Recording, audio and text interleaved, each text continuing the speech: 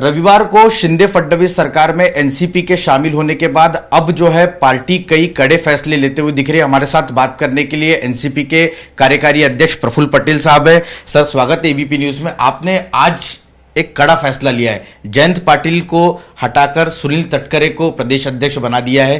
क्या इसके पीछे का कारण है?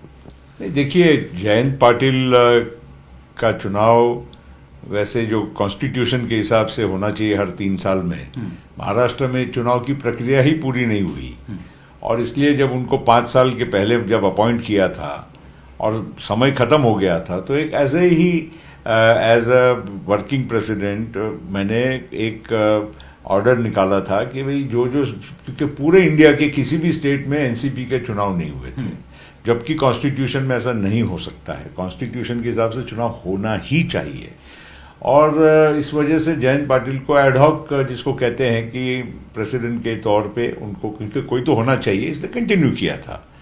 अब क्योंकि ये सारी जो अभी वारदातें हुई है, अभी हमको लगता है कि भाई एक एक्टिव और अच्छा प्रेसिडेंट हमको ज़रूरत है, इसलिए हमने पार्टी के तौर से अभी सुनील तटकरे को उनको नियुक्त किया है कल। और जयंत पाटिल का तो ऐसे भी कार्यकाल नहीं है, तो इसलिए कोई उसमें हटाने का सवाल नहीं है। वो he was not appointed, he was only ad hoc president. Sir, लेकिन कुछ दिन पहले अजीत पवार साहब ने खुद ये इच्छा व्यक्त की थी कि पार्टी का जो संगठन का काम है वो उन्हें सौंप दिया जाए। हालांकि वो अब उप मुख्यमंत्री बन गए, लेकिन सवाल ये है कि उनका क्यों विचार नहीं किया गया? नहीं, देखिए, अब आपने ही कहा कि अब उप मुख्यमंत्री बन गए हैं और पार्टी को अभी क्या है कि व्यापक तौर से अभी बहुत सारा हमको एक नए जोश के साथ काम करने की ज़रूरत है। तो पार्टी में अगर डिवाइडेड रिस्पॉन्सिबिलिटी होगी तो 2 लोग एक से बेहतर होता है। तो आज अजीत पवार साहब सरकार चलाएंगे, सुनील तटकरे जी वहाँ पर हमारी पार्टी को चलाएंगे, महाराष्ट्र में खास करके, क्योंकि एनसीपी का सबसे बड़ा यूनिट तो महाराष्ट्र ही है। तो ये बहुत ज़रूरी है, इसलिए हम ये फैसला आज लिए है। सर, दूसरा जो देश की जनता जानना चाहती है, शरद पवार, आप लोग हमेशा पवार साहब के बहुत करीबी और आपने तो लंबे समय तक उनके साथ बहुत करीबी से काम किया है। आज आप ये जो घटना हुई है, क्या आपको लगता है कि पवार साहब आप लोगों के साथ फिर साथ नजर आएंगे और आपको लगता है कि आप लोग उनको मनाने में कामयाब रहेंगे? देखिए, पवार साहब मेरे आदरणीय नेता रहे हैं और भविष्य में भी रहेंगे। उनके प्रति मेरे मन में सम्मान या कोई भी प्रकार के जो मेरी भावना है, जज्बात है, उसमें बदलाव नहीं होगा। देखिए, राजनीति में कुछ निर्णय होते हैं, पार्टी के कुछ फैसले होते हैं और पार्टी के फैसले एक बड़ी प्रक्रिया से होते हैं। शरद पवार जी खुद भी डेमोक्रेटिक, ये इस तरह से सब लोगों ने एक दूसरे के साथ सलाह मशवरा करके निर्णय लेना, ये सोच के आदमी रहे हैं, उनसे ही हम सीखे हैं। और आज लार्जर पार्टी में आप विधायक ही हो कि बाकी के जो पदाधिकारी है, पार्टी का एक वर्कर है, उसकी जो फीलिंग है और मेजॉरिटी की जो फीलिंग है कि भाई ये सरकार में हम लोगों ने शामिल होना चाहिए। इसमें तीनों बातें, महाराष्ट्र का भला है, देश का विकास होता है, बहुत सारी चीज़ें। आज प्रधानमंत्री जी जो जिस तरह से इस देश में एक मजबूती के साथ सरकार प्रदान कर रहे हैं, अच्छे निर्णय ले रहे हैं, लोकहित में निर्णय ले रहे हैं, देश की पूरे विश्व में एक आज छवि बहुत उभर कर आई है। हमारा देश आज आक्रमण से काफ़ी सुरक्षित है। बहुत सारी ऐसी पहलू हैं जिसमें ये बात को उनको साथ मिले। और फिर ऑपोजिशन का जहाँ सवाल है वो तो बिखरा हुआ है।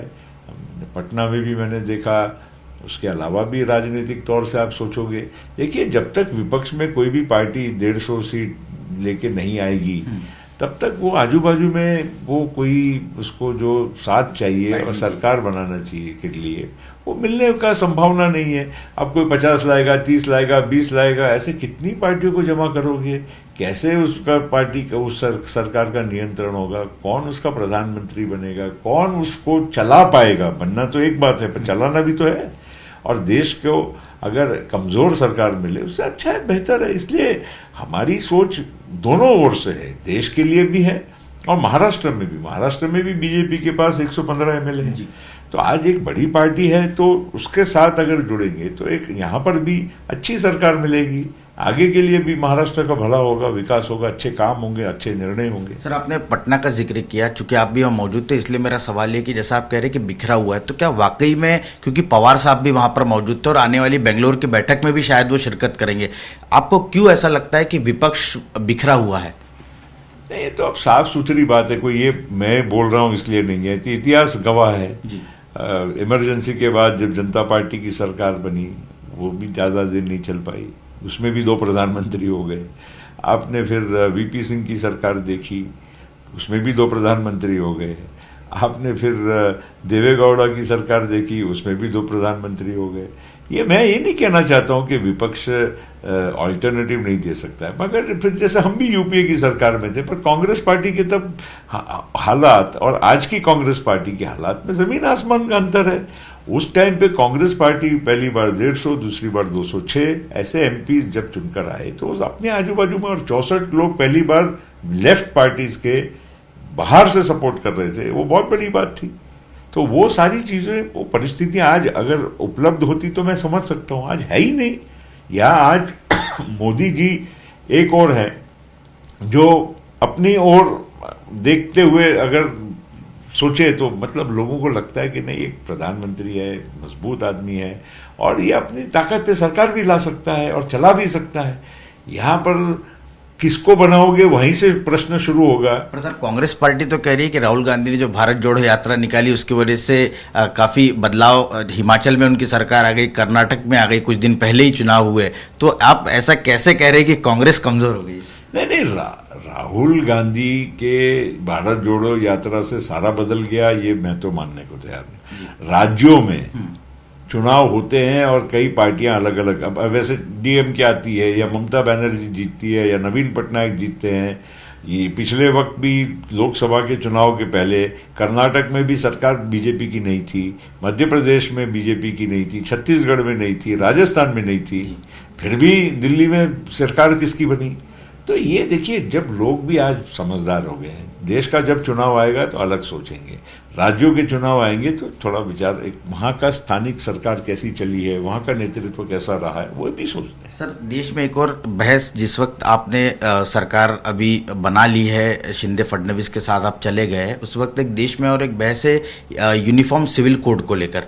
एज अ पार्टी, आप कार्यकारी अध्यक्ष है, आपकी पार्टी इसको लेकर क्या सोचती है, क्या विचार रखती है?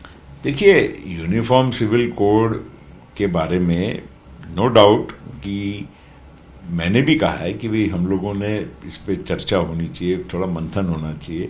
एज अ प्रिंसिपल कोई गलत नहीं है, मगर उसके पर बहस हो, अच्छे से जरा चर्चा हो, समझे जाए उसके अलग अलग पहलू और उसके बाद में निश्चित फैसला किया जाए। यूनिफॉर्म सिविल कोड आज देखिए कई मुल्कों में, इस्लामिक देशों में भी एक अलग अप्रोच होती है। वहाँ पर भी मतलब वहाँ के नागरिकों के लिए समान कायदा होता है। कई ऐसे प्रगतिशील देश है जहाँ पर होता है। तो भारत को भी अपने समय के अनुसार और जो भी हमारा संविधान कहता है उसमें भी ये प्रावधान है कि भाई इसको मतलब कुछ समय के बाद उसके बारे में अलग सोच बनाई जा सकती है। तो मैं इतना ही कहता हूँ कि यूनिफॉर्म सिविल कोड के बारे में चर्चा मंथन अगर सही होती है और सबको समझाया जा सकता है सही तरीके से तो अच्छी बात। सर, एक और ये दर्शक जानना चाहता है और महाराष्ट्र की जनता, जो सबसे बड़ा कंफ्यूजन है कि फिलहाल आप लोग के पास कितने विधायक हैं? आज हम ये देख रहे हैं कि कुछ विधायक शरद पवार साहब से मिलके आए और कुछ देर पहले अमोल कोल्हे साहब ने ट्वीट किया कि मैं तो पवार साहब के साथ ही हूँ, और उसको जितेंद्र आव्हाड साहब ने ट्वीट किया कि एक मोहरा वापस आ गया। तो थोड़ा सा सर इलेबोरेट कर दीजिए और आप थोड़ा सा कंफ्यूजन जो हमारे मन में भी है वो थोड़ा सा दूर करिए सर। देखिए, विधायक तो बहुसंख्या इधर ही है। वो तो कल आपने वहां पर भी देखा, अजीत पवार साहब के घर से जब निकले, राजभवन में सारे शपथ विधि में थे, आपके कैमरे तो सब थे, आप घुमा के देख लीजिए, गिनती करके रख लीजिए। विधायकों की कोई संख्या की बात ही नहीं है, विधायक बड़े संख्या में है। बल्कि अब ऐसा है, देखिए अब इतने साल से अगर हम सब एक दूसरे को जानते हैं, कई बात करते हैं, कुछ करते हैं, तो उसका मतलब ये थोड़ी है अगर मैंने कल किसी से बात की है, सुप्रिया जी से बात की, तो उसका मतलब ये थोड़ी है कि कोई हमारे कोई व्यक्तिगत कोई मतभेद है। तो ऐसी बात नहीं है। और मेरा कहना है कि नंबर बिल्कुल हर तरह से, और आखिर ये सारी चीज़ों की जांच कोई तो किसी के माध्यम से तो होगी ना, कोई मेरे कहने से तो सर्टिफिकेट कोई मिलेगा नहीं ना। तो जो भी है, चाहे वो इलेक्शन कमीशन हो या कल स्पीकर हो या कोई भी कोई फोरम, किसी के माध्यम से ही तो ये तय होगा ना कि भाई लोग हैं कि नहीं। तो ये सब वहां पर सही समय पर सही सब बातें सब क्लियर हो जाएगी। एक और जो आप लोगों पर कार्रवाई की गई है, आपको सुनील तटकरे साहब को, अजीत पवार साहब को जो है वो हटा दिया है, इस तरह का जो है आज सुप्रिया ताई ने ट्वीट कर जानकारी दी है, इस पर आपका क्या जवाब है? देखिए, मेरा फिर कहना है कि ये सब चीजें ऐसे जब घटनाक्रम होते हैं ना, तो इन्होंने इनको निकाल दिया, उन्होंने इनको निकाल दिया, इस टाइप की सब बातें चलते रहेगी, कोई उसका असर नहीं होने वाला है। जितना अधिकार से हम भी बोल रहे हैं, तो हम भी कोई आधार के वजह से बोल रहे हैं, इसलिए मत इसमें ये क्या है, उसने ये बोला, तू मैं जैसी बात हो जाएगी। सिर्फ इतना ही कहूँगा कि सही समय पर जहाँ पर भी इस चीज़ का कानूनी या योग्य तौर से फैसला करने का जो माध्यम होगा, उसमें ये साफ हो जाएगा कि किसके पास कितने लोग। सर, एक और आखिरी के 2 सवाल है, उसमें से एक कि भोपाल में रैली के पहले जो रैली में प्रधानमंत्री ने एनसीपी को लेकर जो कुछ कहा, आप लोगों को करप्ट पार्टी बताया, और आज आप लोग उनके साथ जाकर, क्योंकि आप अपने आप को एनसीपी मान रहे हैं, इसलिए खुद पवार साहब ने भी ये विषय उठाया, इस पर आपका सर? देखिए, बहुत सारी चीजें बोली जाती है, मगर किसी ऐसी बात नहीं है कि कोई पवार साहब भी तो मोदी साहब की तारीफ करते थे, मोदी साहब पवार साहब की करते हैं, तो अब रातों रात कोई किसी के बोलने से कुछ बदलता नहीं।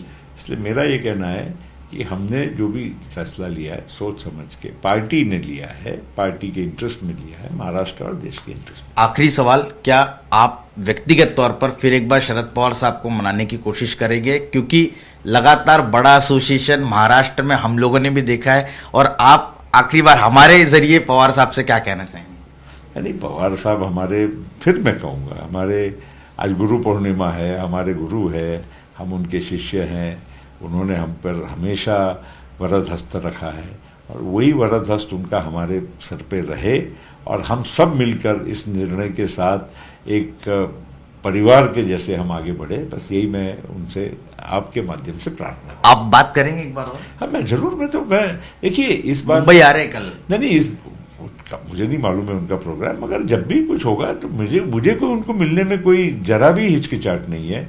मैं उनको मिलूंगा। मेरे उनके रिश्ते इतने कोई ऐसे भी नहीं है कि भाई मैं कल उनको नहीं मिलूं, ऐसी कोई बात नहीं।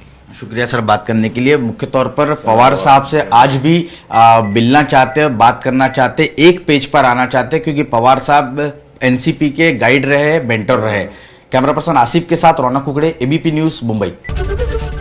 एबीपी माझा, उघडा डोळे बघा नीट।